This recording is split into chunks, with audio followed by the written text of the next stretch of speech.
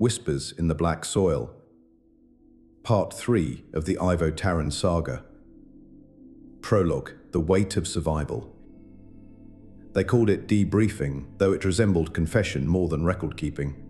The room was small, an oval of cold light set in the heart of a transport whose name had already been lost beneath requisition codes. The air had the stillness of things too sterile to breathe. Ivo sat opposite a clerk who might once have been human and now wore cogitator lines across his scalp like a second script of devotion. The clerk's quill scribes whispered across parchment made from something that pretended to be skin. Designation, he asked, as if this were the first time. Ivo Tarren, Corporal, 6th Muster. Planet of engagement. Vela's Reach. Status of command structure. Ivo considered that, in flux. The quill paused mid-stroke. Specify. They died. Some got up again in different shapes, some stayed dead. The captain's still breathing. That's command enough. The clerk blinked without emotion, perhaps waiting for sarcasm to resolve into data. You reported auditory phenomena during combat operations. Define phenomena. The wind, the swarm, myself, take your pick. The clerk made a neat mark that might have been approval or condemnation. Do you still hear it? Ivo looked beyond him, to the viewing slit where void and world traded places with each breath of orbit. Below, the planet lay scorched and still, its scars too bright to be mistaken for rivers. Only when it's quiet, he said at last, which means always. The clerk gestured to the servitor on his left. Tubes hissed. An injector hissed back. The needle's bite was cold, a serpent of metal that emptied color from his veins. Do not resist the evaluation, the clerk murmured. You are being weighed. Ivo smiled with the weary grace of one who had already been found wanting. And if I tip the scale, then you will serve elsewhere. He slept beneath the hum of ship engines and dreamed of the ground breathing. Chapter 1. The Return to Dust. When he woke, it was to the voice of the ship's machine spirit reciting coordinates through prayer. The walls trembled with restrained gravity. They were dropping toward atmosphere again. He sat up slowly, testing joints that seemed to have collected new sounds in his sleep. His reflection in the metal bulkhead looked unfamiliar, not older, but thinned out, as if parts of him had been left behind somewhere between the dirt and the stars. The door opened without a hiss, just the groan of machinery acknowledging an unwanted task. Captain Velen entered first, his coat immaculate despite the ruin it had survived. His hair, once steel grey, had surrendered to white. The man beside him wore black with silver trim, the mark of a commissar. Still breathing, Tarren, Velen said. That makes you exceptional. Still following orders, sir, Ivo replied. Velen's lips quirked. That too. The commissar's gaze lingered on Ivo the way a butcher studies a carcass before deciding which parts to keep. You've been cleared for redeployment. The reclamation front needs steady hands. They'll settle for trembling ones, Ivo said. Faith steadies, the commissar answered. Does it? Does it? The silence that followed was not dangerous, not yet, but it had ambition. Velen cleared his throat. You'll lead a squad at the reclamation zone, sector glass.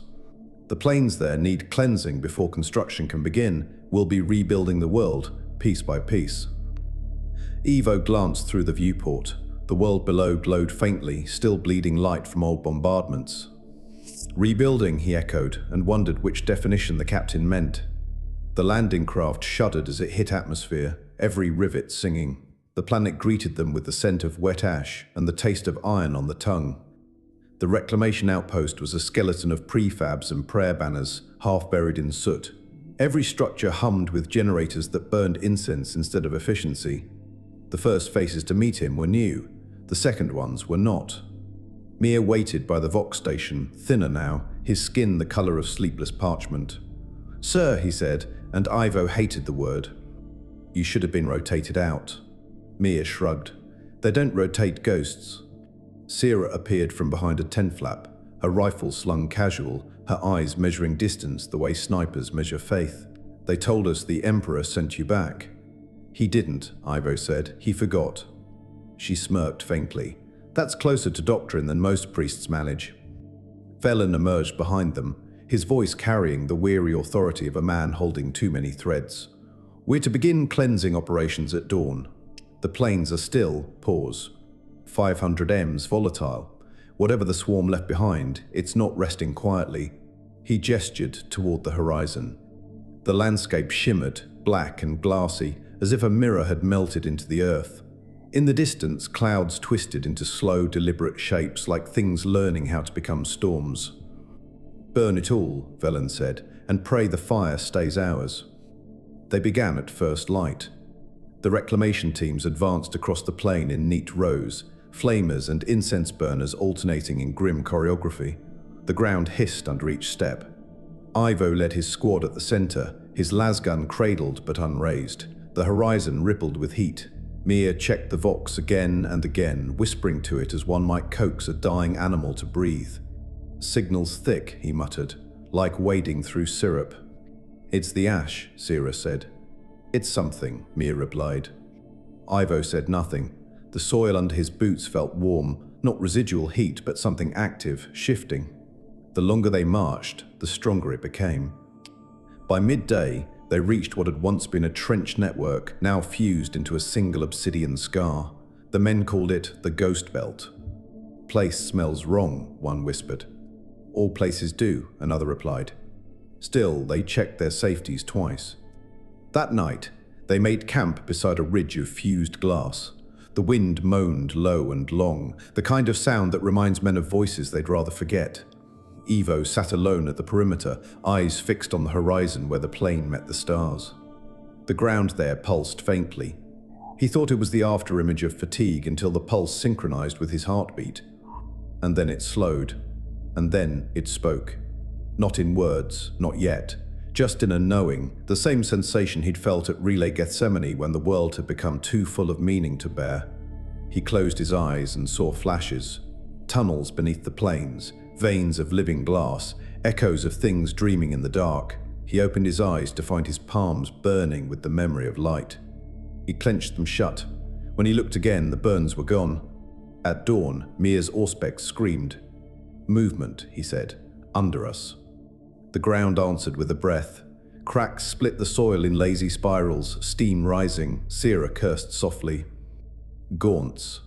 "Not gaunts," Ivo said, though he didn't know how he knew. Something older. The fissures widened, revealing flesh beneath. Not the pink of life, but the pearl grey of memory. It pulsed once, twice, and then stilled, like a heartbeat deciding whether to continue. The commissar arrived with his retinue, all fire and proclamation. "Purify it," he ordered, "now." The flamers obeyed. For a moment, it seemed the world burned clean. Then the flames changed color, blue to green to violet, and the ground laughed. The sound was too low to hear, too wide to locate, but every man felt it vibrate in his teeth.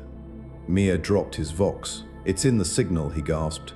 "Emperor, save us. It's talking back." Ivo stepped forward, the air trembling around him. "Don't answer," he said softly, "not unless you mean to listen." But he already was. He dreamed that night of walking across a field made of lungs. Each step pressed air into the sky, and each exhale became a name he couldn't remember. The Not voice walked beside him, faceless, endless, and kind. "You lived when we learned to die," it said. "You carry the shape of our failure. We would correct it."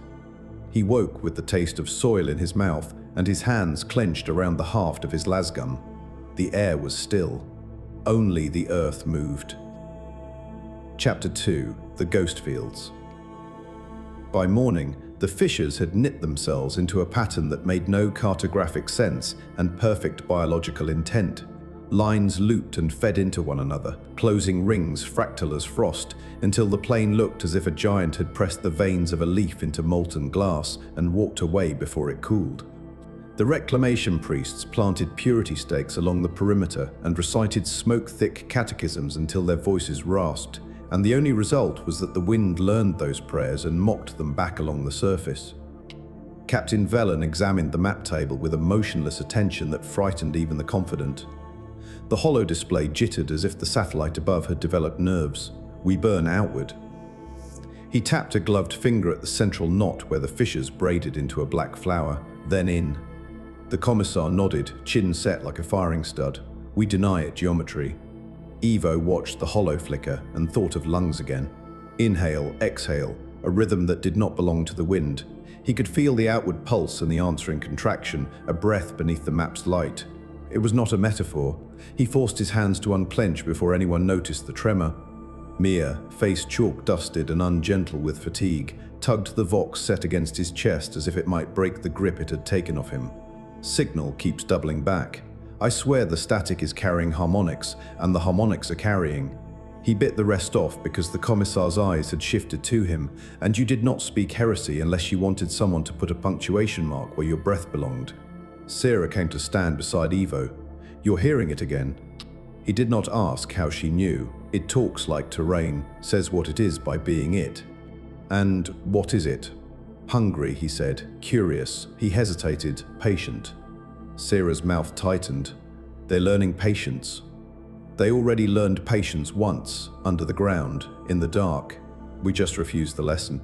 He kept his gaze on the map so she would not see the fear open and shut in his eyes like a wound breathing. The burn line formed up slowly. Incense burners, flamer crews, squads in layered arcs with overlapping fields of fire. The ghost belt gave a soft sound as the men advanced, like crushed beetles, like glass sighing. Sarah called rangers. Haag hefted extra canisters. Mia sang softly and tunelessly into the vox, as if it might forget to swallow him if it had something else to listen to. The first ignition held.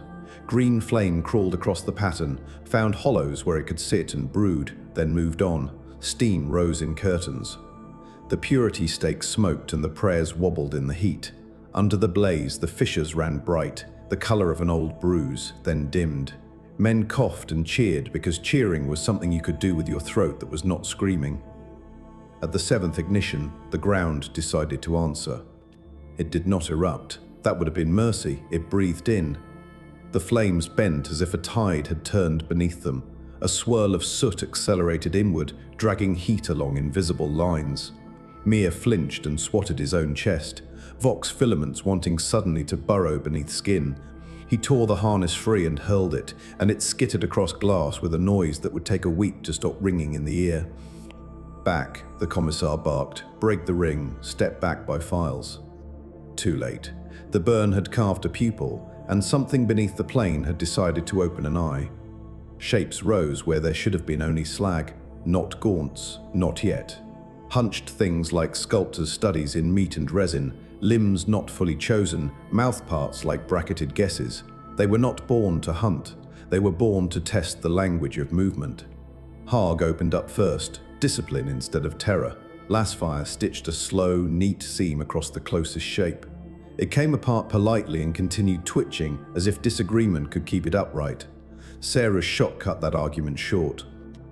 The commissar advanced 2 steps, perfect in doctrine, cloak set to fall just so for a poster. None of these men would ever appear on alive.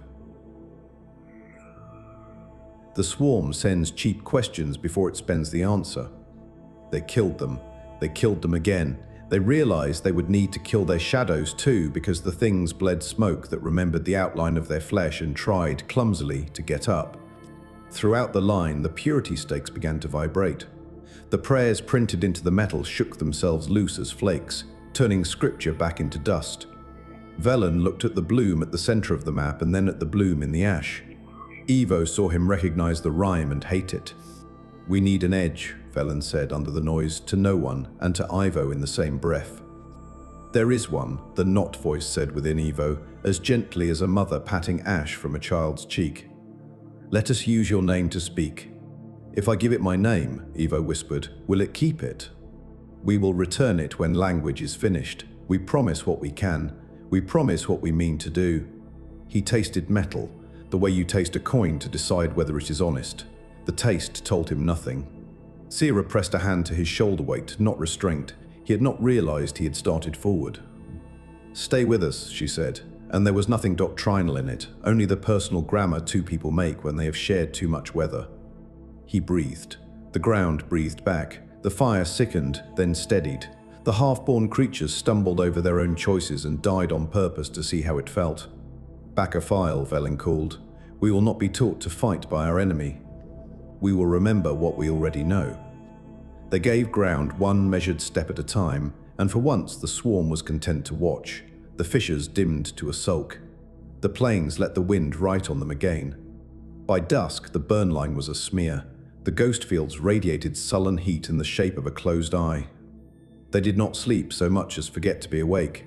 Ivo stayed with the map table long after the generator's hum learned his heartbeat. When Sierra brought him water, he drank automatically and then said, "It's testing the difference between listening and obedience."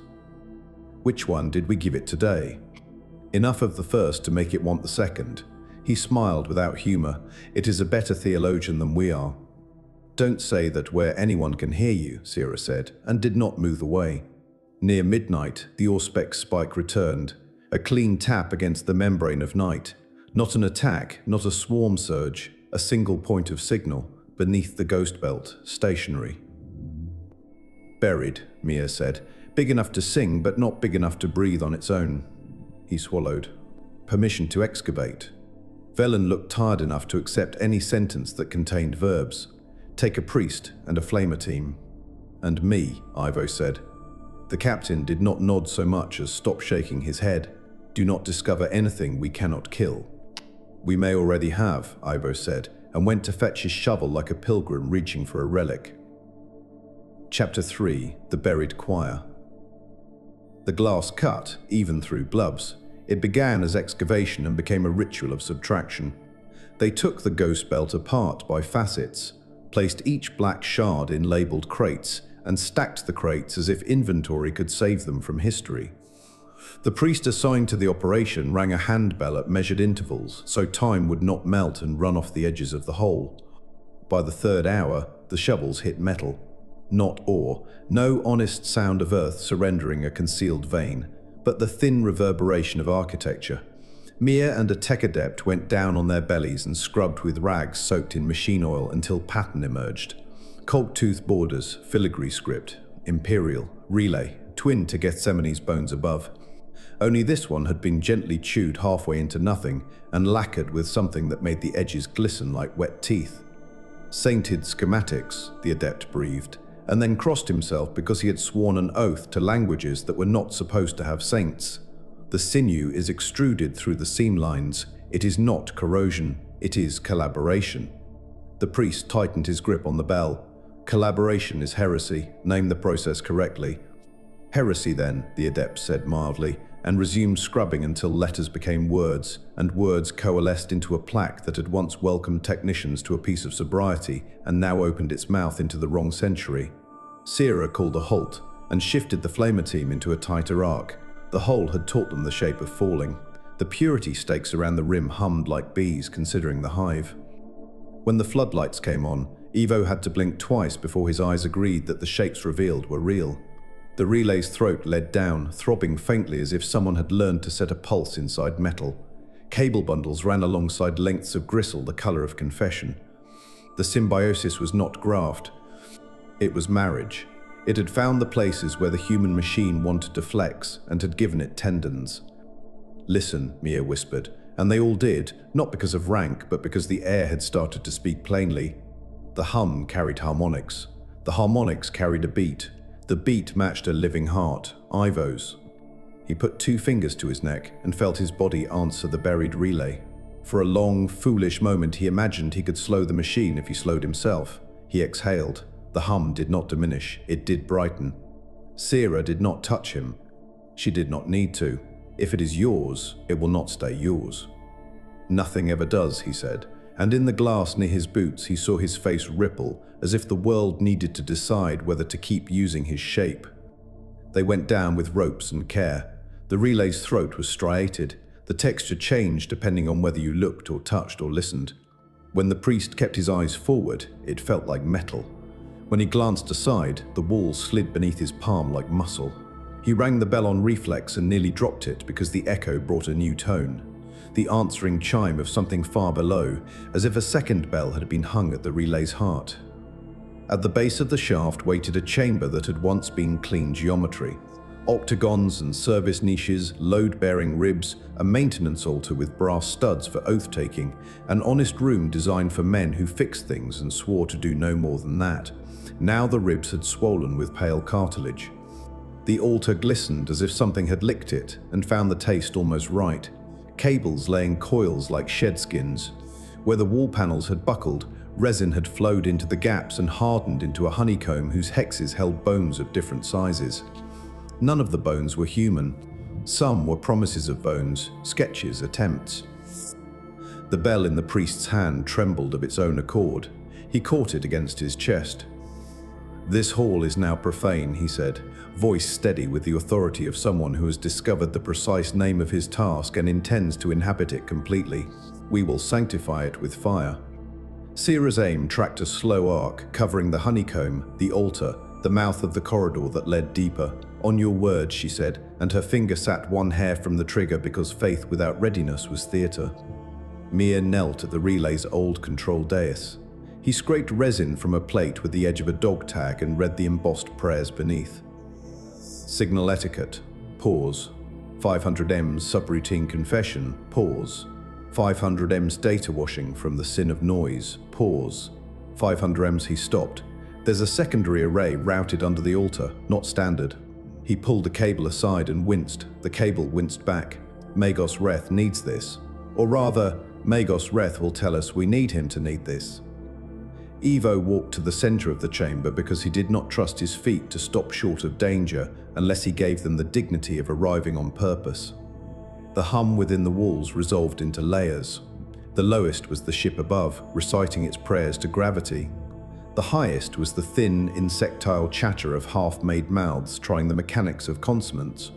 Between the two, like a bridge that had learned the art of swaying, lay the buried relay's song, old Imperial cadence pushed through a new throat.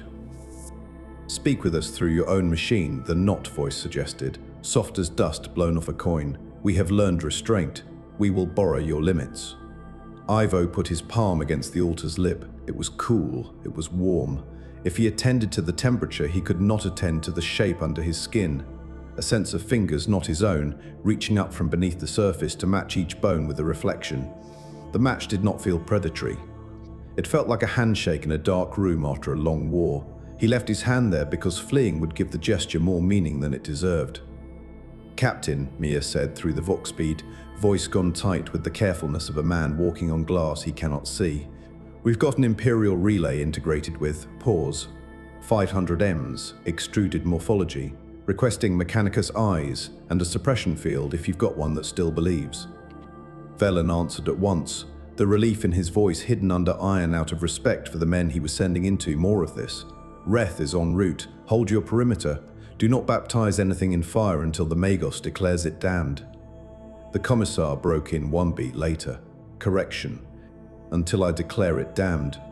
"Duly noted," Velen said. The channel clicked dead with the dignity of an old man closing his own door. They waited. The chamber waited better. The honeycomb exhaled a sound like a choir learning where to breathe. Sira angled her lamp toward a hex that held something small and elegant, the suggestion of a hand.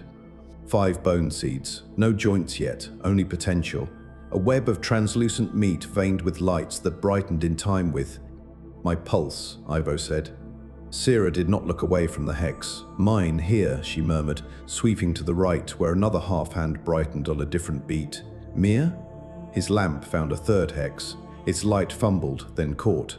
"Got one," he swallowed. "We're a timepiece." The priest, perhaps to prevent a sacrament from falling out of the moment and hurting itself, raised the bell and struck it hard. The chamber answered with a delayed chime from below, like a second heart embarrassed to be caught listening. The half-hands dimmed, the hum steadied. The choir learned reverence or wanted them to think so. Magos Reth arrived with 3 attendants and a cart that creaked under the weight of machine virtues. His voice dragged incense in its wake when he spoke. "Saint engineers," he said to the relay, "confess your integrations." He did not flinch at the sight of resin-bridging cable to cartilage. He did not cross himself at the altar's sheen. He stepped into the chamber with the affection of a surgeon greeting a patient who had already decided to survive. The attendant set down pylons shaped like litanies and unfolded a web of copper filaments that made the air look temporarily expensive. "This is not corruption," Reth said after a long listen with his head tilted toward the dais, as if catching a shy melody. "This is grammar." The priest took a breath that sounded like a verdict. "Grammar implies consent." Reth's eyes gleamed through the lenses. Consent implies comprehension. We have both. He gestured delicately. Power her at 1/3. No direct link to the ship. We will not permit the choir to borrow a cathedral. The relay woke like a patient who has learned the physician's footsteps. Lights climbed panels that had not held lights in a decade. The altar's studded oath plate warmed. The hum settled into the measurable. Mia watched his auspex stop twitching like an animal dreaming and lie down like an animal prepared to be honest. Then the first voice spoke. It came from the control dais, though the metal did not move. It took the shape of an old Imperial greeting, crisp, friendly, bureaucratic. But the vowels were longer, as if someone had tasted each one and decided to keep it. Welcome, technician. Report status of the surface. Do you require maintenance of your breath? The priest gripped his bell. It addresses respiration as a system. Reth raised a finger, and the priest made himself small without liking the fact. Answer it, the Magos said, to Ivo, not to the priest and not to Mia. It knows you. You are the variable it keeps refusing to round to zero. Ivo set his palms on the edge of the dais. Surface is ash and glass. We are attempting to teach the wind a piety it will not keep. The ground breathes. We prefer that it did not. A small pause. The lights along the plaque flickered, as if a thoughtful creature had blinked. We are teaching the ground to remember long rage. We are sorry for your discomfort. We will adjust the cadence. The floor beneath Ivo's boots pulsed, slower, then slower still, until the rhythm ceased to imitate his heart and became its own patient drum. Something in his chest loosened. Mia made a soft, obscene sound of relief he would deny later. The commissar's voice cut thin through the vox. You will desist. Reth did not look up. He will continue. By whose sanction? The commissar asked. Mine, Reth said, with the tranquil pride of a man whose saints wear cogs, and the machines. The dais light brightened. Technician, we listen to your killing. You are more efficient when afraid, but more accurate when sorrowing. You have been both. We admire your balance. I do not want your admiration. Ivo found he meant it, and disliked how honest that made him sound. We will remove the admiration and substitute hunger for learning, which you prefer because it permits guilt. Sira shifted her weight, a warning that looked like rest. Ivo breathed. What do you want from the surface? We want your enemy. We want to become your enemy, enough to be better than your enemy, so we can catch how it moves through faith. A shimmer ran along the cables, like laughter returning from a long absence. We will not eat you. We will use you as a mirror. You like mirrors. They tell you where to put the bullet that will let you keep the rest of the world. Reth's hands had gone very still. You are not addressing the tyrannid overmind, he murmured to his attendant's voice nearly a prayer. You are addressing a grafted protocol that has learned the hive by tasting it, not by being it. It is not a node, it is a listener with teeth. The priest rang the bell once, softly, a heresy that confesses itself. Some confessions are engines, Reth said. The dais dimmed a shade as if respectful of a pause. We require proof. Bring us pattern. Bring us the shapes that tried to become and failed. We will make them a sentence you can fire. Velen's order came through the vox, clean and tired. Curate specimens, 2 squads, no contamination. Magos, if you cannot cage it, kill it. I can cage what deserves it, Reth said, tone pleased. The rest we will teach. I will decide what deserves, the commissar replied. Ivo did not speak. He looked into the honeycomb and saw the 5 bone seeds in their gel of light. He thought, not for the first time, that killing something before it invented the right sin was mercy and also laziness. He chose for the moment to be lazy. You will show us what it means. We will show you what you already knew and did not forgive yourself for knowing, the relay answered, and the choir in the walls took a long, pleased breath. Chapter 4. The Ash Storm. They carried the partial forms up from the honeycomb in crates padded with the sort of respect men save for artifacts they intend to disrespect profoundly. Specimens. 3 of the hunched studies, 1 half-formed scythe limb, a length of rib with the idea of marrow still clinging to it. Reth walked behind the procession with both priest and commissar flanking him like parentheses around an argument that could not be concluded without violence. The sky had learned a new color while they were below. Green had gone to bruise violet at the horizon. The wind came uphill in disciplined ranks, as if it had drilled. Spores moved in vertical bands, falling, reconsidering, rising, refusing to own the simple grammar of descent. On the table in the operations tent, the map shivered without being touched, as if the cartography itself had caught a fever. Mia locked the crates into a bench of sanctified clamps and withdrew the first specimen with forceps. The thing flexed. It could not flex, not honestly, not with that much of it missing. Nonetheless, a ripple passed across it the way a thought crosses a human face. Nothing tangible changed, and everything did. Sierra set her palm against the table without looking down. If the world intended to tilt, she would learn the tilt before it flung her. Reth arranged the filaments of his portable array around the specimen in a cage that hummed with a blessing no living man could pass. He began to read a litany of numerals so quick they became a chant. The specimen settled, not asleep, not dead, but in the way of a creature that has been told music and cannot help listening until the song admits it. "Now," Reth said, and gestured to the Vox, "teach me what your choir learned." The relay below answered like a cordial host to a too cautious guest. "We have ingested motion. We will speak motion back to you." A screen that once served to display fuel allotments and latrine schedules flickered and filled with moving lines. No bodies, only vectors. Each curve was a footfall, each kink a reconsideration. The half-born's little histories unspooled as handwriting studies. Where a gaunt would have scissored, this thing hesitated. Where a warrior would have committed, this one took 2 heartbeats to locate its mouth. Reth smiled the way a man smiles at proof that his bitterness has an object worthy of it. "Do you see?" he asked, not looking away from the lines. "It is not yet hunger, it is grammar ignoring appetite. This is our window." "What do I shoot, Magos?" Sarah asked, which was theology in a tongue both of them could admit they understood. "The hesitation," he said. "You shoot the place where becoming and being are undecided. Every creature has one. The swarm's error is that it hates the pause. It will fill it. You will make the pause a door and close it in their faces." The commissar folded his arms. "I prefer targets to metaphors." Reth pointed. "There. The scythe you see on the table needs a brace. It has not selected it. When it commits, it will be stronger than your wrist. Before it commits, it is weaker than your breath. Aim all squads 1 fist width below the shoulder plate. If you find one, and assume there will be none, imagine it anyway. The imagination will be correct." It sounded like heresy because it was a machine fact, which the commissar's faith permitted only when stamped with an aquila.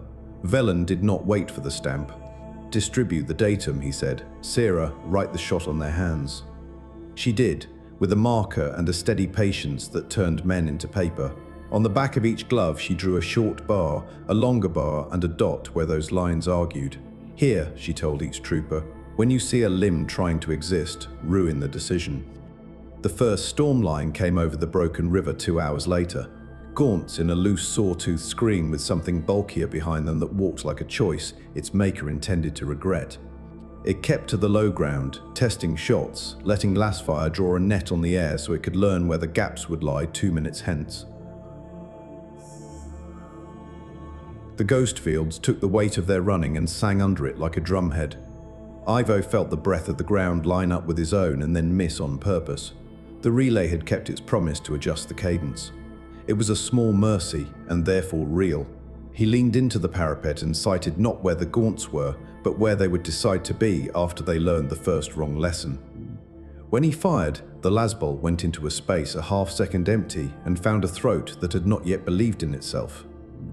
Sierra's shot came a breath later, low and left, where a forelimb tried to harden.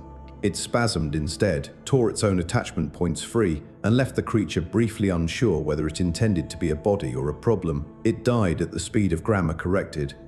The line held because the line knew what to look for. Men aimed at choosing, not at chosen.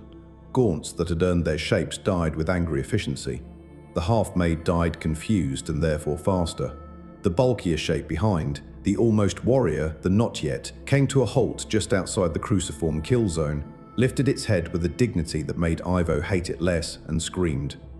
The scream was not meant for ears, it was meant for ground.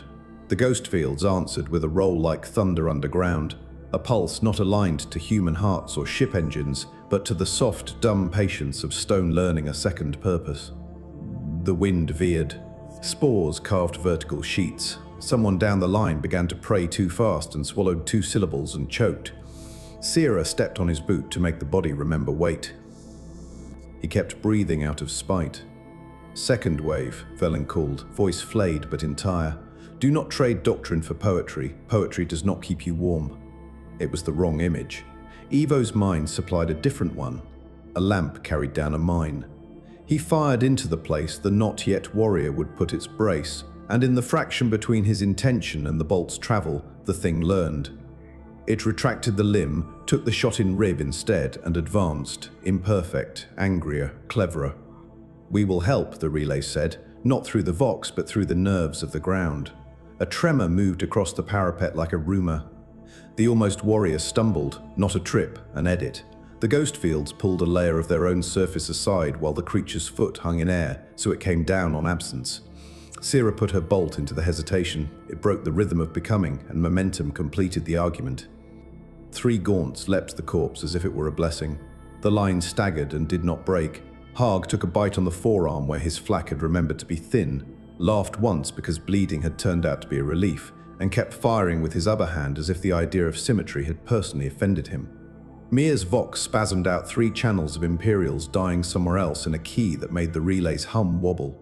He muted them with a thumb that shook too much to convince anyone, but convinced the machine enough to earn the silence. They won the first hour. That was all they won. The second wave measured the way rifles rose and fell, and adjusted the timing of its own jumps so that recoil would be a curse rather than a comfort. The third wave split the ground before them into slats, as if the planes had remembered being ocean and wanted to lilt underfoot. Shots went wide because horizon lines would not hold still. Men corrected, lost, corrected again, and discovered that accuracy is a kind of grief you pay for in advance. When the storm finally hit, ash turned to slurry, glass to mirror, wind to a wall. You could not see your hands without believing in them. The purity stakes sang high and thin, a choir suffering under the weight of its own faith. The almost warriors had learned not to show their choosing. Their joints hardened out of sight, inside the body, commitment hidden under a lie of softness. Reth swore in Binharic and human both. "They are learning intuition," he snarled. "It is the one sin I cannot forgive." "What now?" Velen demanded, throat raw. Reth bared his teeth. "Now we remind them they are proud. We deny them the pleasure of surprise." He keyed the array. The relay below shifted pitch, then structure.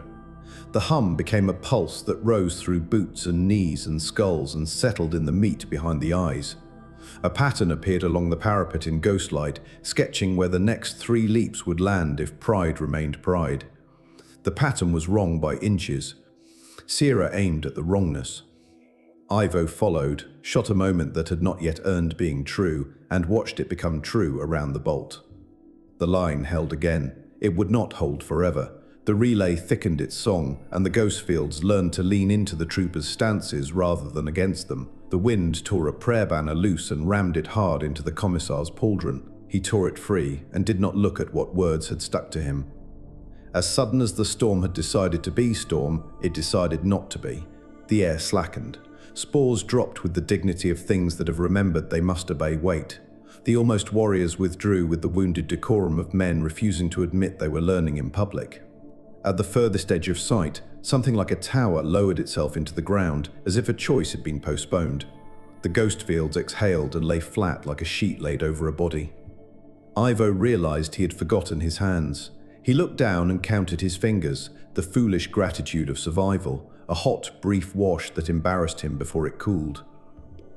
Sira leaned her shoulder against the parapet and closed her eyes without sleeping. Mia touched the vox the way a man touches the lips of a lover who has bitten him and says, "Again." Reth came to stand with them, lenses scoured with ash, smile thin and intent. "We will catalogue the corrections," he said, already halfway down the corridor of his own mind, arranging evidence on shelves labelled with a grace he would never waste on himself. "Tomorrow they will arrive with better lies. We will prepare worse truths." Velen looked 30 years older by lamplight. "How many tomorrows do we have?" "As many as we can refuse to name," Reth said.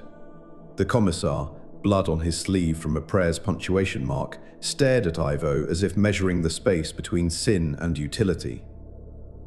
"And you, Tarren?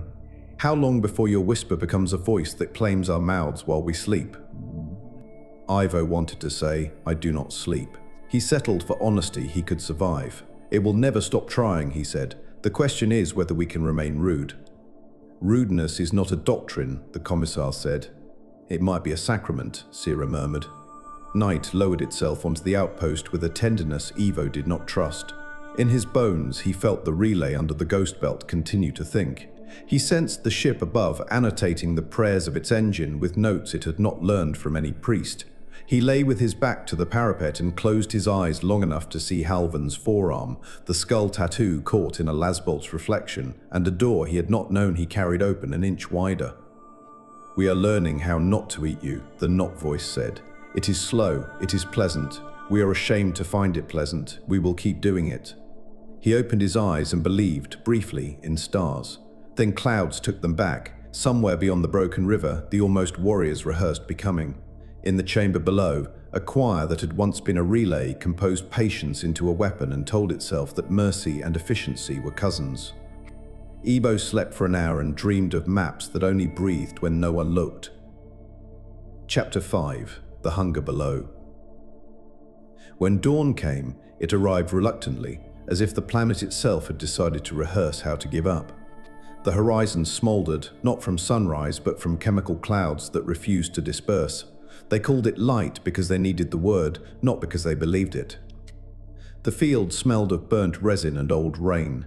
They buried what pieces of men they could find, marking the graves with purity stakes half bent by the storm. Mia recorded the names into the vox, his voice a rasp. The machine returned the roll call distorted, doubling each name with a second, fainter echo, like the planet whispering that it would remember too. Captain Velen's command tent was lit from within by the kind of light that made paper look flammable. Ivo stood before the table that displayed a map of the ghost fields, now a patchwork of living and dead sectors. The lines pulsed faintly with new activity. They're moving under us, he said. Velen rubbed his eyes. They always were. No, this is… Pause. 500M's intention. Reth looked up from the data slate he'd been dissecting with the fervor of a confessor passing sin. The relay has accelerated its learning. It does not rest when the swarm does. It dreams between frequencies. That's a poetic way of saying it's out of control, the commissar said. His tone was not contempt, but fatigue. You told me yesterday it was a cage. It sounds like the cage is humming hymns. It hums because it is awake, Reth replied, and it dreams because it is lonely. Sierra shifted her stance, weapon cradled but unslung. Machines don't dream. They do when we build them in our image, Reth said softly. And we built this one out of hunger and obedience. It is only learning what we taught it.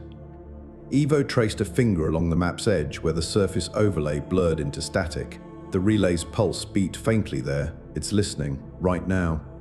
Then let it, Velen said. If it wants to learn how we plan, we'll teach it that we plan with fire. But even as he spoke, the lights flickered. The table's hologram distorted, the surface topography swelling and receding as though the planes themselves breathed through the machine. Mia's Vox unit crackled to life on its own. A voice emerged, not the relay's soft mimicry nor the swarm's hiss, but something deeper, layered and old. It spoke in low, measured tones that carried too much understanding to be random signal. We have listened to your courage and your fear. They taste the same. We have learned your strategy. It is repetition. You burn, we grow, you pray, we echo. We are not your enemy, we are your continuation. Reth froze, mid-motion, hand hovering above his console. The commissar drew his bolt pistol with quiet precision. Cut the line. Mia's hand hovered over the control switch. It's… Pause. 500M's not coming from the relay. It's coming from under it. Velen's voice was hoarse. Under? What in the Emperor's name does that mean? The relay is not the source, Ivo said. It's the mouth. He didn't know how he knew, but the truth pressed against his mind like the weight of deep water. The not voice, patient, kind, and cruel, stirred behind his thoughts. It didn't speak in words now, but in shapes and temperature, a vibration that lived inside language. Sarah whispered, "Is it the hive mind?" Ivo shook his head. No. The hive doesn't speak like this. It devours and commands. This one, pause. 500M's listens. It's something between. Reth's eyes shone with the light of discovery and doom. An echo of the swarm that has learned individuality. A fragment of the Tyrannid's will, orphaned when the orbiting synapse creatures burned. It found the relay and, pause, 500 emis, used it as womb. That's heresy, the Commissar said flatly. It's taxonomy, Reth replied. Heresy is what happens when taxonomy succeeds. The floor shuddered. The sound came from beneath them, low, rhythmic, like the heartbeat of a buried leviathan. Men outside shouted, and the camp lights flared green, then red. Mia slapped the Vox open again. They're breaching. It's not a swarm. It's localized. Something's coming up. Velen slammed his fist against the map table, scattering hollow projections. Pull back to the trench perimeter. Now. Ivo stayed frozen, staring at the ground. The pulse beneath his feet matched his own. The not voice brushed his consciousness, not whispering but sighing, a sound of inevitability. You have named the enemy. That is faith. Now learn what it costs. He blinked. For a moment, his vision fractured. The outlines of his comrades shimmered, doubled, like reflections in oil. Sierra grabbed his arm, grounding him. Ivo, stay with me. I'm here, he said, though he wasn't sure. The world moved differently now, its rhythm too close to his blood. Then the ground tore open. It wasn't an explosion. Explosions were honest. This was an emergence. The soil split in a slow, deliberate motion, unfurling like a wound that enjoyed reopening.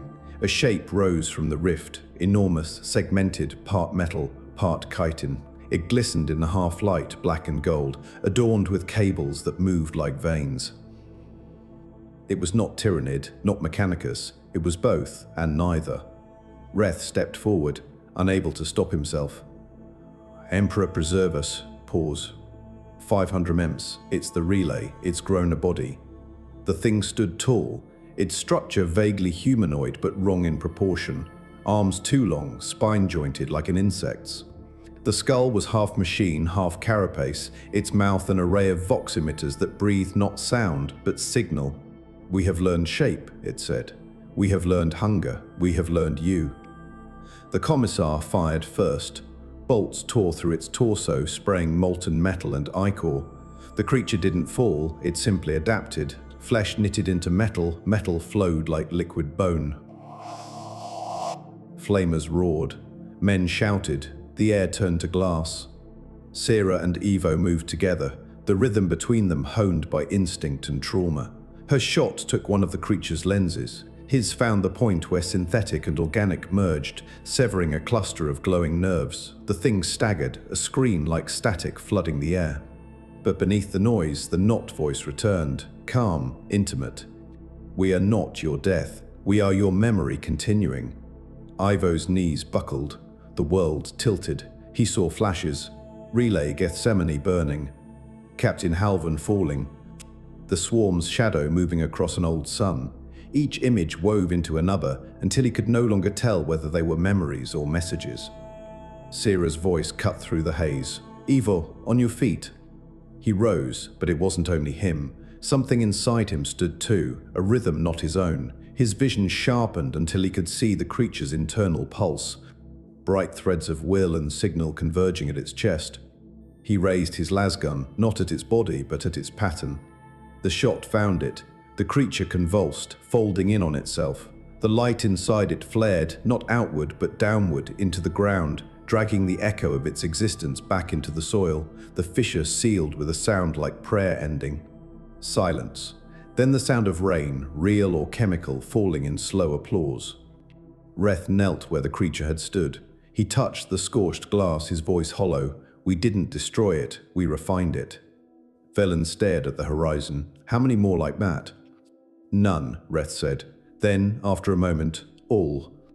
The Commissar holstered his weapon. We report to the fleet. They'll quarantine the site. You, he pointed at Ivo, are going to Medicae. You're unclean. I'm alive, Ivo said. For now. Sierra met his eyes. She didn't speak, but the look said what words couldn't. Whatever this is, it isn't done with you. Ivo glanced toward the plains. Beneath the silence, he could still feel the faint hum. The not voice lingered there, quieter now, as if satisfied. You have learned cost. Now you will learn ownership. He didn't answer. Some lessons were better left unspoken. The order came before nightfall. The reclamation zone was to be evacuated. The fleet above was preparing orbital cleansing protocols. Reth and his attendants worked without pause, collecting data cores and vials of residue. The commissar watched them with a hand always on his weapon. Sierra stood beside Ivo as the transports loaded. "They'll burn it from orbit," she said. "Maybe it'll take this." Pause. 500 ms thing with it. Ivo stared at the sky, at the faint outlines of the ships gleaming against the clouds. "Maybe it's already on them." She said nothing. The wind shifted, carrying a whisper that could have been static, could have been prayer. "We ascend together." The first streaks of orbital fire lit the horizon. Chapter 6. The Voice That Learns. The transport rose through a sky so bruised it looked like it had been punished for harboring stars. Inside, the men didn't speak. The noise of ascent filled every space that fear might have entered. Only the pulse of the engines offered rhythm, and even that beat wrong, like a heart that had been taught another body's timing. Ivo sat strapped to a metal bench with his arms secured, his reflection distorted in the harness buckle. The Mechanicus servitor beside him ticked and hissed as it recited purity codes, each word dissolving into static before the next began. The static was comforting. It meant the ship hadn't yet decided to dream of him. When the turbulence settled, he closed his eyes. The hum beneath his skull followed him up from the planet. The not voice was quieter now, patient, as if observing protocol. "You are leaving the ground, but not us." He said nothing, aloud or in thought. Silence, he had learned, was both a weapon and a mercy. The harness vibrated gently, and the Mechanicus turned its lenses toward him, pausing mid-recitation. "Subject displays elevated neural resonance," it murmured. "Residual psychic contamination possible." Possible. The word carried the comfort of understatement. The cabin lights shifted from white to amber as the ship docked. Through the porthole, he saw the void hang heavy with warships. Great grey shapes carved with cathedral spires, each bearing scars like scripture. The vessel they approached bore the sigil of the Ordo Xenos, stylized like a wound. He was expected. The cell was clean, but cleanliness in the Imperium never meant safe. It was the kind of purity reserved for operating theatres and execution halls.